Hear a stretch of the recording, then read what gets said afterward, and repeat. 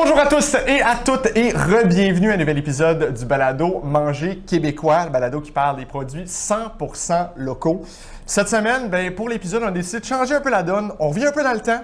On trouve un balado, on parle de la distillerie Saint-Laurent et aussi de la distillerie Arsenal. Avec moi aujourd'hui, j'ai le distillateur en chef, M. Louis-Vincent, qui est avec nous, et j'ai Simon Gervais aussi, qui est avec moi, qui est un peu partout, autant que ce soit représentant, un homme à tout faire, comme on dit, qui est présent. Fait qu'on va vous faire découvrir un peu la distillerie Arsenal pour les gens qui ne la connaissent pas. Puis pour les gens qui connaissent la distillerie Saint-Laurent, on va pouvoir vous expliquer un petit peu, parce que quelque chose qui a changé, puis depuis le dernier épisode qu'on a fait, il y a des produits qui se sont ajoutés. Fait qu'on a décidé de faire un petit remaniement, de revenir un peu, de faire comprendre ça. Puis après ça, on va pouvoir changer avec une deuxième partie, on va parler de la distillerie Arsenal. Puis je vais débuter, Simon. J'aimerais que tu me parles un peu, c'est quoi la distillerie Saint-Laurent pour les gens qui ne la connaissent pas, bien évidemment. En fait, distillerie Saint-Laurent, c'est une distillerie qui a été pionnière, dans le fond, pour les micro-distilleries au Québec. C'est maintenant produit depuis le mois de juillet par la distillerie Arsenal là, qui a relancé la marque à Québec. Donc, nous, on garde les mêmes recettes, les mêmes inventaires, les mêmes aromates. On garde les produits tels que les gens les ont connus. Puis le but, c'est vraiment de continuer de le diffuser à travers le réseau des SAQ, autant que ce soit les bars, les restaurants, les succursales, pour que ça soit accessible, dans le fond, au plus grand nombre de gens qui connaissaient et qui aimaient déjà les produits. Puis là, on va commencer. Donc, on a 7 produits aujourd'hui qu'on va vous présenter. La dernière fois qu'on a fait l'épisode, il y en avait à peu près 4 que je vous ai présentés. Maintenant, on en a 3 qui se sont rajoutés parce que à ce moment-là, quand l'épisode a été fait, ces produits-là n'étaient pas encore disponibles. Fait que là, on a des primeurs, on a du stock qui n'a pas été vu avant. On va débuter avec le classique, le gin qui est fait avec les algues. Fait que le gin Saint-Laurent Maritime. C'est un gin fait avec les algues. Puis pour l'expliquer, j'aimerais que Louis-Vincent nous l'explique un petit peu plus parce que bien évidemment, beau qu'on le goûte nous autres aussi, d'avoir la personne qui le fait, c'est un petit peu plus facile de faire comprendre ce produit-là. Fait que Louis-Vincent, j'aimerais que tu m'expliques comment le gin maritime est fait exactement. Et le gin maritime, comme le disait un petit peu Simon, ça fait partie d'un gin mythique d'une des premières micro-distilleries qu'il y a eu au Québec il y a ça plusieurs années. Je ne me souviens plus c'est quand ils ont commencé, ça doit faire 7-8 ans certains aujourd'hui. Donc, c'est un gin. OK. La base du gin est relativement simple. Donc, c'est un gin, comment dire, assez basique. Par contre, à la fin, après la distillation, ils vont faire une macération d'algues. Donc, c'est là le petit côté salin, le petit côté iodé qu'on va retrouver dans le gin Saint-Laurent qui donne toute sa finesse puis donne surtout son goût unique. Saint-Laurent pour les algues. À la base, il l'appelait le gin Saint-Laurent. Éventuellement, ils l'ont changé pour le gin maritime, mais on l'appelle toujours Saint-Laurent. Ceux qui le boivent depuis plusieurs années, je c'est ça, comme je dis, depuis plusieurs années. Pour moi, c'est quasiment un honneur de reprendre cette production-là parce que je bois ce gin-là depuis plusieurs années. J'ai commencé dans le métier à boire ce gin-là avant même de distiller moi-même. Je connaissais ce gin-là. Donc, moi, le fait de pouvoir maintenant le produire et de connaître maintenant la recette secrète, là, je vous avoue, c'est quand même un honneur. Puis, justement, là, que tu expliques un peu, là, t'expliquer comment le processus a été fait. Là, pour les notes, on va le déguster, bien évidemment, pour que les gens aient un peu une idée qu'est-ce qu'elle goûte pour les gens qui ne l'ont jamais goûté. C'est quoi la particularité, à part du côté iodé, qui est derrière ce gin? Le petit côté salin, le petit côté minéral, c'est vraiment de quoi qui ressort quand les gens le dégustent, quand les gens le goûtent. C'est vraiment de quoi de particulier. C'est une signature qui va rester en tête. Exact. Oui, c'est un gin qui est assez particulier. C'est des goûts comme, vous connaissez les gins du Québec. Si je prends, mettons, la Radoune qui est faite avec des champignons, c'est un peu dans la même créneau que, soit que tu peux adorer, comme soit que c'est pas dans ta palette du tout. C'est un produit assez niché, mais quand même assez accessible aussi. Si vous êtes amateur de, je sais pas moi, de sushi, exemple, l'algue qui va entourer souvent un maquis, c'est à peu près le même type d'algue. C'est pas exactement ça, là.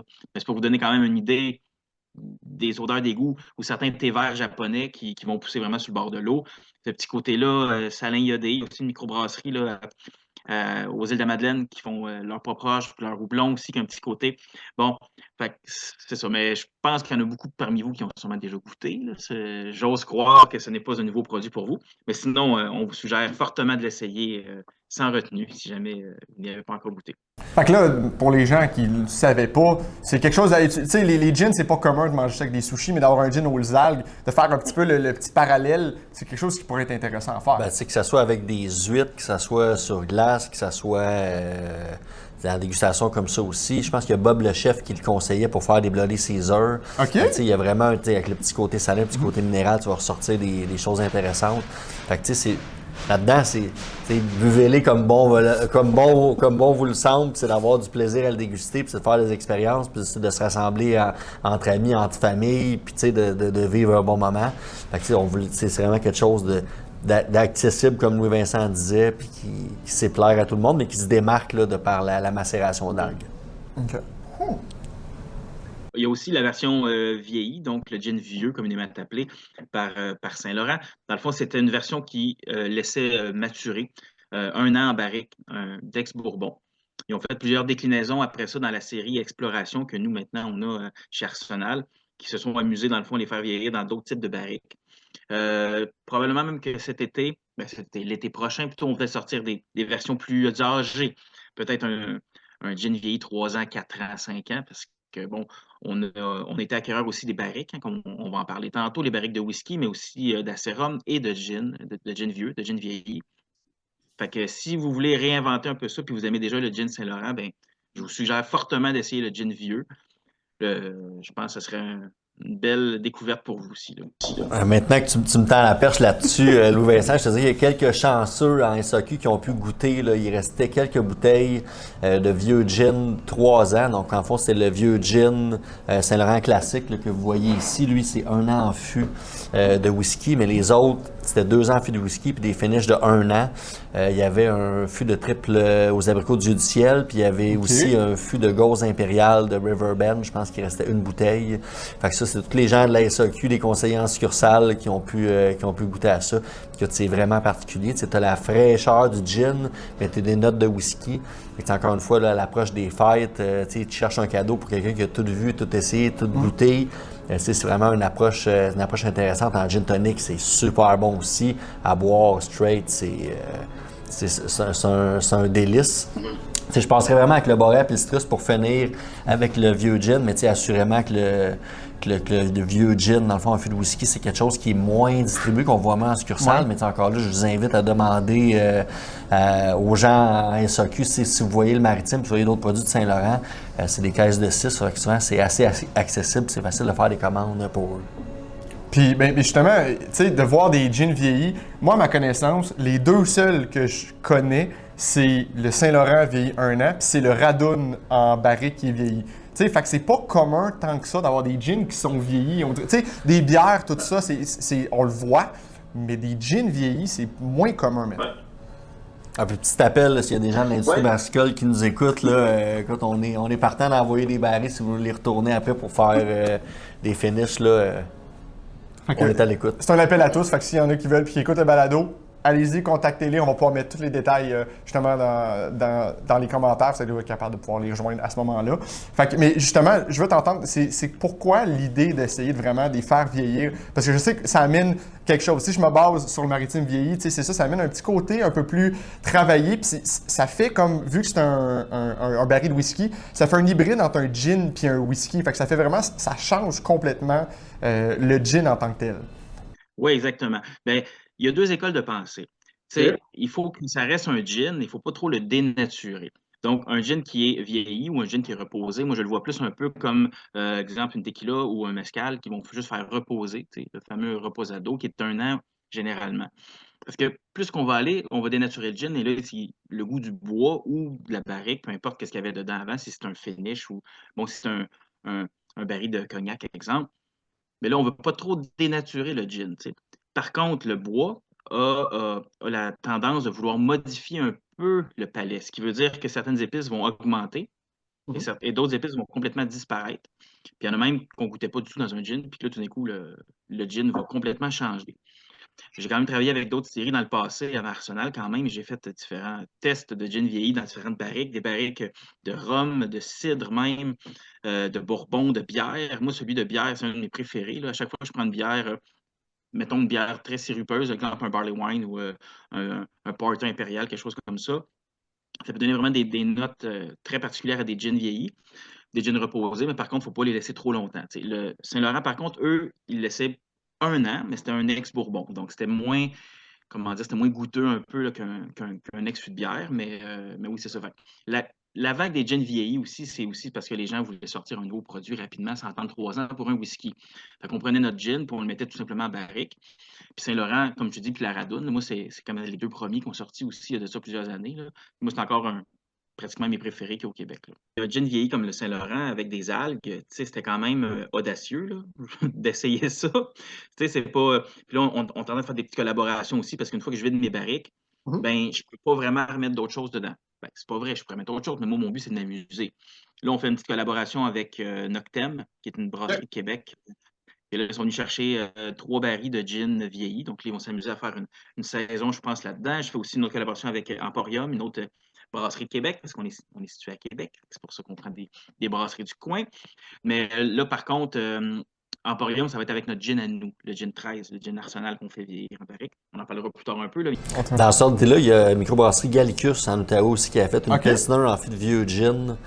Si jamais il en reste dans vos détents de bière spécialisés, c'est vraiment quelque chose. Écoute, ça se rapproche de la perfection. Là, Ça se rapproche de la perfection. OK. Bon, ben là, je vais essayer de voir si je peux m'en trouver parce que honnêtement, tout ce qui est bière macérée, je trouve, ça amène tellement. Tu sais, je suis vraiment tombé là-dedans puis un peu tombé en amour parce que c'est ça, c'est.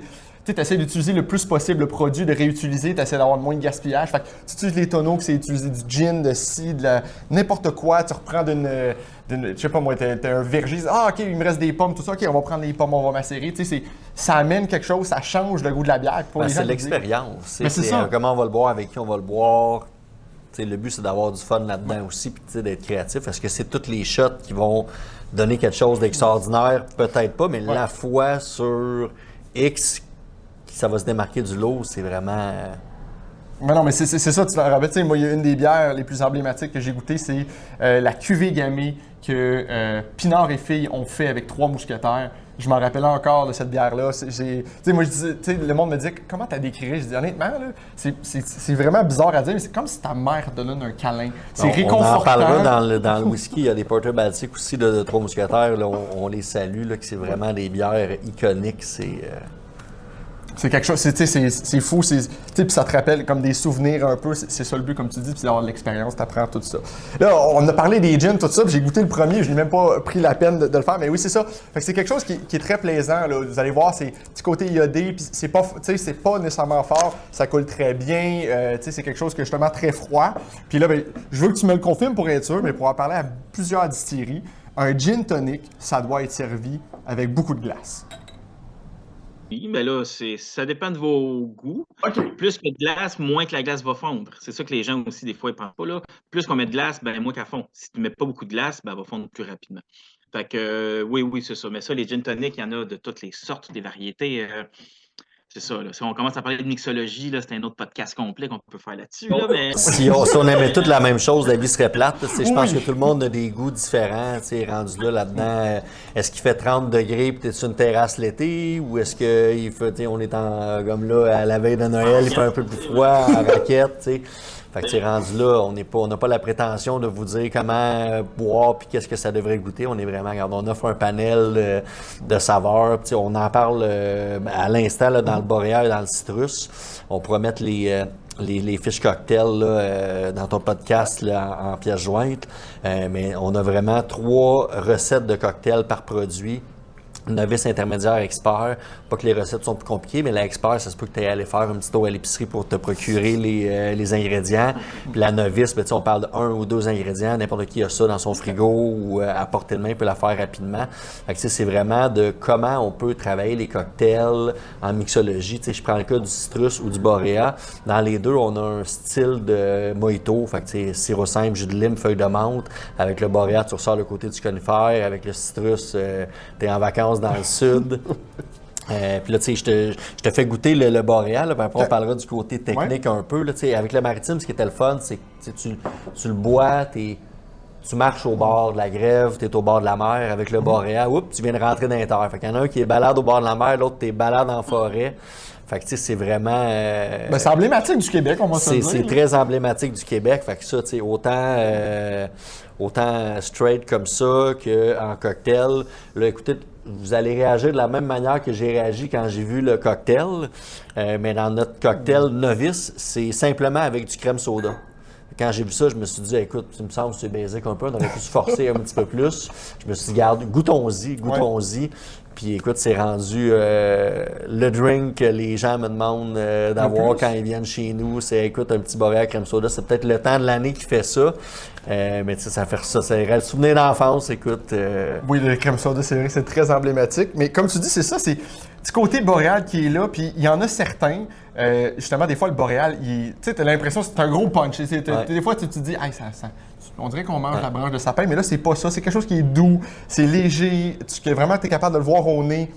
Toutes les épices boréales, tout ça. Puis tu as vraiment tranquillement le petit goût de sapin qui cool. Ça, c'est vraiment Louis Vincent pour en rentrer dans les détails là, de fabrication plus, parce que c'est l'alambic sous vide, va vraiment nous permettre d'aller chercher des notes de fraîcheur, ne faisant pas bouillir les aromates en distillant sous vide, en enlevant la pression d'air. Fait que tu restes vraiment, dans le cas du citrus, sur des notes de zeste versus des notes plus confites. Là, dans le cas du citrus, des notes fraîches de conifères.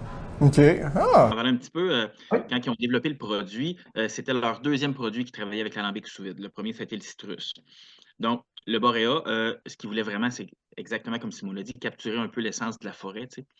Donc, eux, ils vont prendre majoritairement des jeunes pousses de sapin baumier pour l'alambic sous vide. Donc, à vrai dire, c'est un seul aromate qu'ils vont mettre en sous-vide, en vacuum, et tous les autres aromates, ils vont être mis dans le cucurbite qu'on appelle dans la chaudière de l'alambic, et ils vont faire une distillation normale, on dirait comme ça.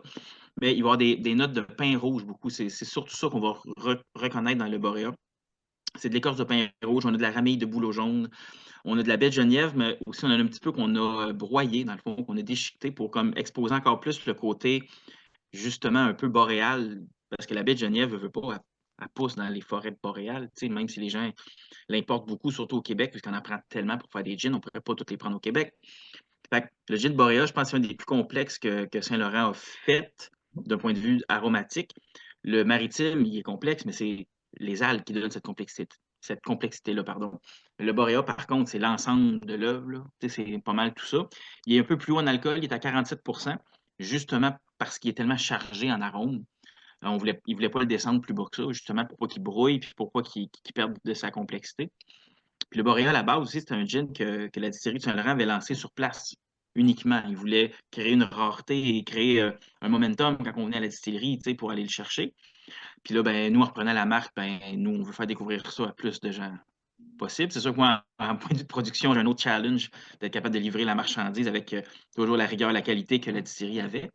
Ça, c'est mon problème, mais c'est un beau problème quand même.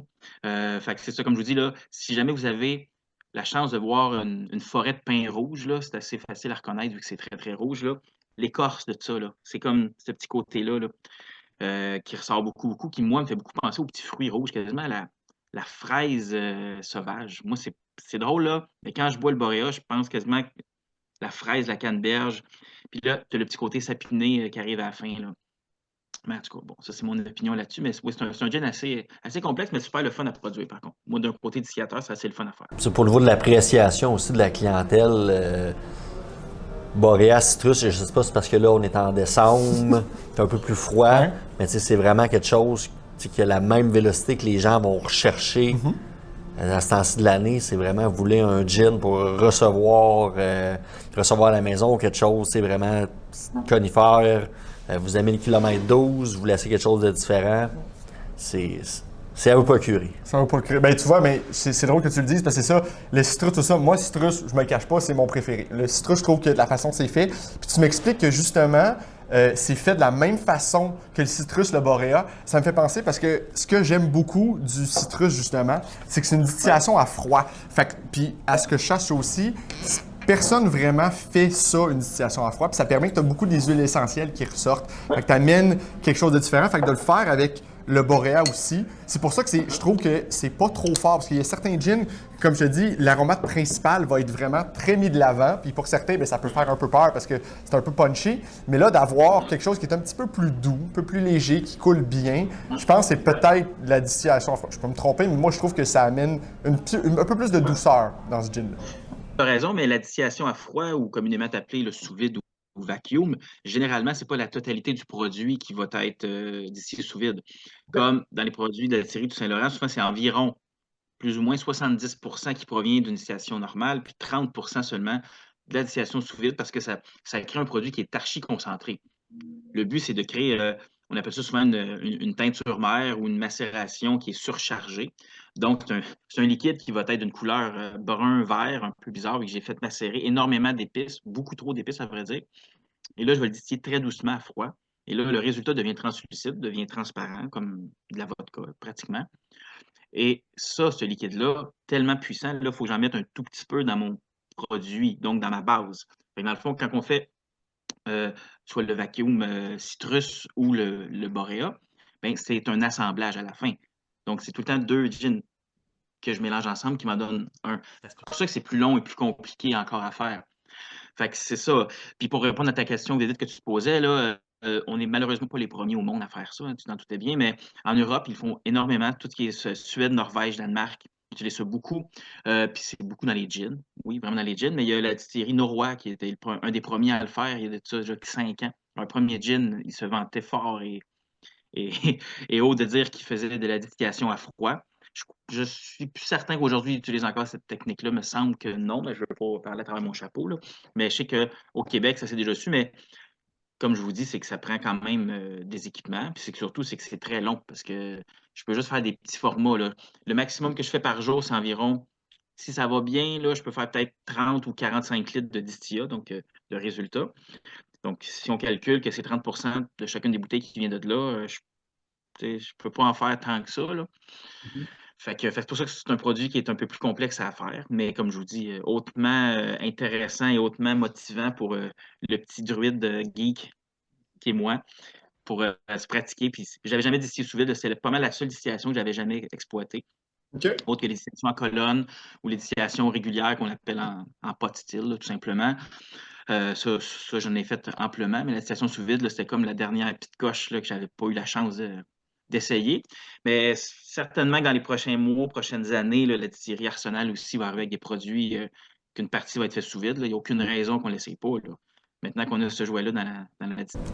C'est merveilleux. Puis ben là, justement, ça fait un moment que je ne l'ai pas goûté, le pire, le citrus. Puis, parce qu'au moment que, justement, ben, on pourra peut-être un peu en parler, que en fait, Saint-Laurent a malheureusement fait faillite et a été pris par Distillerie Arsenal. Puis le citrus, c'est ça, c'est quelque chose qui me ramenait un peu en enfance, parce que tu sais, c'est tellement les agrumes qui sont là, qui est persistant. C'est quelque chose qui est rafraîchissant, mais qui ne vient pas trop te chercher. C'est juste parfait, ça te réconforte, c'est merveilleux. Puis comme tu dis si bien, on se croirait un peu dans le sud, puis bien évidemment, là, on filme en ce moment, puis il fait froid, puis on est quelques jours avant Noël, là, mais ça te réchauffe un peu dans le corps. Tu te dis, bon, ben, tu sais, on a la neige ici, mais on se croirait un petit peu dans le sud, tranquillement, sur le bord d'une plage, bien tranquille, là. C'est intéressant de travailler en cocktail aussi, comme on disait tantôt. Là, autant le boréa que le citrus, si jamais c'est des bouteilles que vous allez à la maison, style mojito, on le répète, mais sirop simple, jus de lime, feuille de menthe, un petit peu de glace, vous allongez ça avec un soda. C'est très, très, très agréable. Puis ça met bien la table à notre prochain invité, qui est le gin numéro 13 de la distillerie Arsenal. Soit dit en passant, on en a parlé très peu depuis le début, mais ce qu'il faut dire aussi, c'est qu'on a été très chanceux de pouvoir garder cette icône-là, cet emblème-là des microdistilleries au Québec, qui est Saint-Laurent. Dans les offres, là, il y avait beaucoup d'acheteurs, d'investisseurs étrangers qui voulaient reprendre les barils de whisky pour vendre à l'international, mais qui ne faisaient pas d'offres sur les recettes, les aromates, le nom de commerce. Donc, on est fiers de pouvoir perdurer ça, puis d'avoir pu le garder au Québec aussi, parce que je pense que sur le photo finish, ça a été très, très, très serré. Donc, ça clôt la page pour Saint-Laurent, puis c'est un nouveau chapitre pour Arsenal. Tu veux prendre la bouteille, le gin canadien numéro 13 qu'on voit à l'instant ici. Particularité de ce produit-là, on voulait vraiment quelque chose qui est aussi bon à boire sur glace, qui est intéressant à travailler en cocktail. Gin canadien numéro 13, parce qu'au Canada, il y a 10 provinces et 3 territoires. Si vous voulez faire un petit géo-quiz à la maison, là, il y a toutes les provinces qui sont imprimées à l'arrière, sans les provinces décrites dessus. Donc, vous pouvez tester vos connaissances de géographie, à savoir quelle province associée avec quel aromate. Les bouteilles sont imprimées, soit dit en passant aussi là, à Québec. Puis on a un programme de personnalisation. On en a fait pour plusieurs personnes, là, dont Sylvain Lefebvre, s'il y a des amateurs de hockey là, qui sont, je te mettrai la photo là, en pied de jointe, là, absolument. Coach de la défense des Panthers de la Floride. Là, il a fait faire des bouteilles pour lui, puis pour tous les coachs des Panthers. Là, dans le fond, à Québec, vous pouvez, sur demande, customiser des bouteilles, que ce soit pour un événement corporatif, party de mariage, souvenir de voyage. On fait ça sur place. Il y a un petit code QR ici présentement. Si vous scannez avec votre téléphone, là, il emmène au site de la distillerie. C'est une question de temps. Il va amener aux fameuses fiches cocktails qu'on parlait tantôt. Okay. Donc, 3 cocktails par produit. Le produit est délicieux, l'emballage est sympathique, c'est quelque chose qui se démarque. On est très fiers de ce premier gin-là que je te sers à l'instant. Si Louis-Vincent peut renchérir un peu avec le fabuleux Gin 13. Ce gin-là, c'est un beau défi qu'on a eu à développer, qui est le premier gin, dans le fond, de la distillerie Arsenal. Puis ça, c'est bien avant qu'on a même l'idée de peut-être reprendre la marque Saint-Laurent. On parle de ça fait déjà 1 an et demi qu'on travaillait là-dessus. Donc, le concept, comme l'a dit Simon, c'est de représenter le Canada, tout simplement, de l'Est en Ouest, donc les 13 provinces et territoires, avec un aromate qui vient de chacune de ces places-là. Par contre, il faut dire qu'il y en a qui viennent à plus qu'une place. OK, nous, on s'est amusé quand même à dire, OK, tel aromate vient de telle province, mais elle pousse un peu ailleurs. OK, on s'entend bien.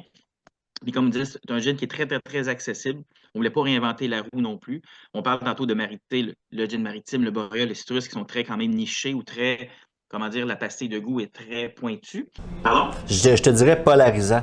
C'est a priori au niveau des gens qui ont goûté en succursale au SAQ, parce que tous les conseillers dégustent les produits pour être capables de bien les conseiller, puis les clients qui vont en succursale, après, sont capables d'être aiguillés là, convenablement.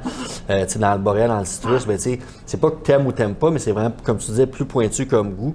Dans le cas du gin 13, je pense que si t'aimes le gin, tu vas adorer ce produit-là. OK. C'est ça. C'est un gin qui nous, on le caractérise comme botanique ou très plus herbacé. Il y a la feuille et la fleur de monarde un peu poivrée qui va ressortir un petit peu. Fait que nous, c'est ça. Le but ultime, c'était justement de faire un gin qui est accessible. On ne voulait pas rien réinventer pour le moment, faire juste un excellent gin. Parce que dans les dernières années au Québec, il y a beaucoup de distilleries qui se sont amusées à faire justement des gins très nichés, très, très pointus. Je ne dis pas qu'on n'en fera pas, mais là, avec la reprise de la marque Saint-Laurent, on en a déjà quelques-uns. Fait que c'est pour ça qu'aller chercher un gin à 40 % d'alcool, ou c'est pas un gin à 43, 47. C'est nous, un bon gin tonic avec le gin numéro 13, nous, on est bien, bien, bien contents. Le gros défi de tout ça, par contre, ça a été de faire justement avec 13 aromates. C'est un peu comme les microbrasseries qui ont sorti dans les dernières années, une bière avec 17 houblons puis 14 grains de spécialité. On ne goûte plus rien à un certain moment donné. Dans les gins, c'est facile de se perdre aussi, de mettre trop d'aromates. Fait que, tu sais, ça, c'était le plus gros des défis comme premier gin, comme premier produit arrivé avec obligatoirement 13 épices et aromates. Contrairement à Less is More, hein, comme vous le savez. On est quand même super, super content du résultat avec ce défi-là. Puis au même moment qu'on a repris la marque Saint-Laurent, on a lancé. Fait que tout est arrivé en même temps, là, mais c'était pas voulu là, à base là, que tout arrive en même temps. Là, avec le Gin 13, mais c'est pas mal ça pour ce produit-là. Je sais pas, Simon, tu avais autre chose à rajouter là-dessus? Essayez-le, vraiment, là, il va vous charmer dès sa première gorgée. Comment c'est vrai, mais pour vrai, c'est quelque chose, c'est super léger. On dirait que tu es capable de tout caractériser, tu es capable de le voir. Puis en gin tonic, c'est frais, c'est quelque chose qui est pas trop prononcé, mais c'est juste assez, tu es capable de comprendre les différents aromates. C'est quelque chose qui coule bien, qui est rafraîchissant. Un peu plus gras, un peu plus huileux aussi, je Oui, une petite affaire, mais juste assez. Pas trop. Juste être capable de, tranquillement, on peut le déguster, puis tu es capable, autant comme ça. Tu sais, là, on déguste, bien évidemment, on déguste tous les gins, on va dire straight, juste comme ça. Mais c'est juste assez doux pour être capable de faire. Tu es capable de comprendre le temps que ça coule le long de ta gorge. Tu es capable de voir certains aromates qu'au début, tu n'es pas capable de voir nécessairement. Tranquillement, ça coule bien. Au nez, tu es capable de percevoir tout ça. Puis moi, je trouve qu'honnêtement, tu as un gin, tu sais, c'est parfait pour faire des cocktails, des choses comme ça, ou même en petits shots, comme on dit, pour le temps des fêtes. Ça réchauffe, c'est plaisant, c'est réconfortant. Non, pour la première fois que je le goûte, honnêtement, J'adore. Ça appelle un autre gorgée. Ben, ça appelle une autre gorgée, pourquoi pas? Regarde, on est wild, comme on dit. Puis, tu sais, pour compléter là, sur Arsenal aussi, on a également sorti dans les dernières semaines un rhum épicé chocolat figue vanille. Alors, on peut montrer la bouteille à l'instant. Dans le fond, Arsenal, au début, quand ça a été créé par les principaux associés, ils voulaient vraiment faire une distillerie basée sur le rhum. Donc, éventuellement, on va faire notre propre rhum, on va importer de la mélasse, on va faire de l'acérum, qu'on n'a pas parlé non plus tantôt. Par contre, pour faire ces produits-là, ça prend du temps, ça prend de la fermentation. Et chose que malheureusement, on n'a peut-être pas encore eu le temps de faire avec l'arrivée de tous ces beaux produits, ces projets-là. Fait que là, pour le moment, ce qu'on propose, c'est un rhum d'assemblage. Donc, c'est un rhum d'importation, comme la majorité des distilleries du Québec vont importer le rhum. Et une fois sur place, ben là, on va l'aromatiser nous-mêmes. Donc, ça, c'est une recette qu'on a développée justement pour aller chercher, comme la route des épices. Exploratum, c'est une marque, dans le fond, qu'on veut créer pour voyager. On va le dire comme ça. Le but est de faire plein de régions du monde ou plein de parties du monde qui ont des goûts et des cultures différentes. Comme le premier, c'est, bon, on l'a appelé Royaume d'Espagne, mais en gros, c'était plus la route des épices, c'est qu'on voulait. Tu sais, on s'entend que c'est un nom, mais c'est un assemblage d'épices, c'est un rhum épicé. Donc, c'est un rhum majoritairement fait pour la mixologie, on ne se le cachera pas. Là, on attend d'autres rhums d'importation. On va en avoir peut-être 7-8 finalement, là, différents rhums, autant des Barbades, de Trinidad, Tobago, tout ça. Et là, probablement au printemps, on va lancer un rhum brun, tout simplement. Un rhum, là, vraiment, plus un rhum qui n'est pas nécessairement aromatisé. En même temps qu'on va faire notre propre rhum avec de la mélasse, puis du sirop d'érable pour faire de la sérum, puis de nos whisky. Puis là, je change de sujet, mais en gros... Si je ne m'abuse, là, la légende dit qu'il s'appelle le Royaume d'Espagne parce que c'est un rhum importé de Trinidad-Tobago. Et à Trinidad-Tobago, il y a une ville qui s'appelle Port d'Espagne. Ça, c'est intéressant. Ça aussi, regarde, on parlait du quiz. C'est la légende. C'est la légende. Ben, on parlait du quiz, justement, Canada. Mais là, on peut faire le quiz des Barbades et toute l'Amérique latine. Fait on s'entend que ça peut être un beau cadeau de Noël de se faire ça, un petit quiz en famille, tout ça. Mais OK, mais c'est intéressant de voir que... Parce que, tu sais, moi, ce que je trouve fascinant, c'est vraiment de voir puis comprendre l'histoire derrière chacun des produits. Puis d'avoir justement comme ça vient de la légende qu'il y a de telle ville, tout ça. Je trouve que ça amène quelque chose, ça amène que chaque produit a sa propre histoire. Puis il y a vraiment quelque chose à comprendre. Parce que tu sais, bien beau goûter le produit, mais tu comprends après ça d'où ça vient. Tu es capable de comprendre tout le processus d'une certaine façon. Fait que tu es capable encore mieux apprécier le produit puis de comprendre tout derrière puis de capable de pouvoir. Puis c'est de quoi? C'est super accessible. Ouais. C'est très typé chocolat, figue et vanille. Autant straight sur glace ou je vous recommande fortement avec du ginger ale comme ma voisine Anne-Guillaume qui est présentement au Mexique m'a fait découvrir. Donc on salue Anne qui sera à l'écoute de ce podcast-là éventuellement. Non mais tu sais, c'est vraiment quelque chose de formidable aussi pour le prix, 35,75 $, un petit peu moins cher que Chic Choc. Donc tu sais, c'est vraiment quelque chose qui est accessible, facile à découvrir.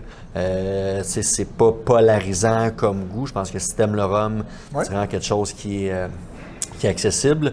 Puis écoute, il y a une légende aussi qui m'aurait parlé d'un rhum asiatique. Je sais pas si on pourrait avoir la confirmation de ça à Québec. Qu'est-ce qui se passerait avec le rhum asiatique? On s'amuse dans le fond, comme je parlais rapidement tantôt, à essayer des nouvelles saveurs. Là, à savoir, est-ce qu'on va le lancer à grande échelle ou on va le lancer peut-être plus juste en boutique?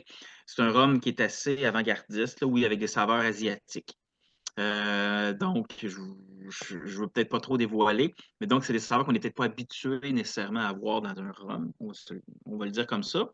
Par contre, encore une fois, quand on se met à le mélanger avec d'autres choses, à faire de la mixologie, bien là, ça ouvre toutes les portes, toutes les frontières éclatent. Puis avec le marché aussi au Québec, quand même, qui est assez chargé présentement dans les spiritueux, bien, il faut se trouver des manières de se démarquer. Il faut trouver d'autres innovations, d'autres manières de penser. Fait que oui, Simon, si tu veux vendre la mèche un peu, peut-être qu'on sortira un rhum aux saveurs d'Asie sans dire plus que ça au printemps, là, ish.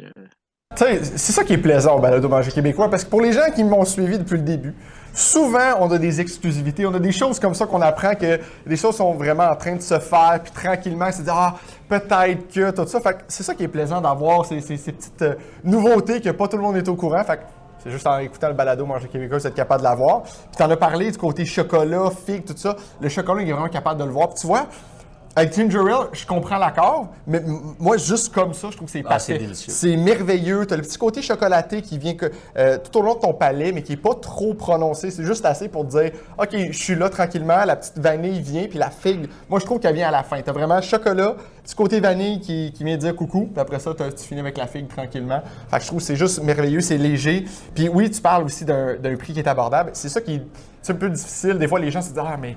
Ouais, mais tu sais, c'est un prix, tout ça, c'est amplement abordable, c'est parfait pour faire des cocktails, c'est parfait pour avoir à la maison. Puis je pense que, justement, les gens qui l'ont pas goûté doivent aller le goûter parce que moi, je trouve que c'est merveilleux. Puis, tu sais, le rhum, tranquillement, tu sais, j'en bois un peu moins que le gin, mais quand je trouve un bon rhum, je l'adopte, je le garde.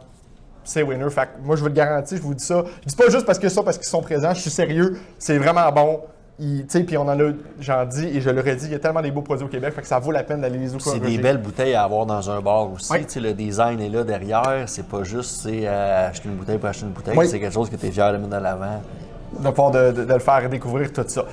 C'est comme ça qu'on va terminer la première partie parce que bien évidemment, on continue à en parler. On parle tout ça, puis on va couper ça maintenant. Mais je vais déjà remercier Louis-Vincent et Simon d'être avec nous. Puis merci beaucoup aussi à vous à la maison d'avoir été des nôtres. On se retrouve très bientôt pour la deuxième partie. Mais entre-temps, n'oubliez pas de manger québécois. Allez, salut!